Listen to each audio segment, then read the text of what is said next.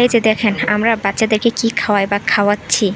এই ভিডিওটা দেখার পর আশা করি আপনাদের বাচ্চাদেরকে এগুলো খাওয়ার মতো আর রুচি থাকবে না।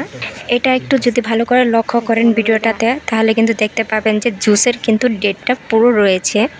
আমার বাচ্চার জন্য তার চাচু এগুলো বাহির থেকে নিয়ে এসেছে। আমি কিন্তু টোটালি আমার বাচ্চাকে বাইরের কোনো খাবারই দিই না।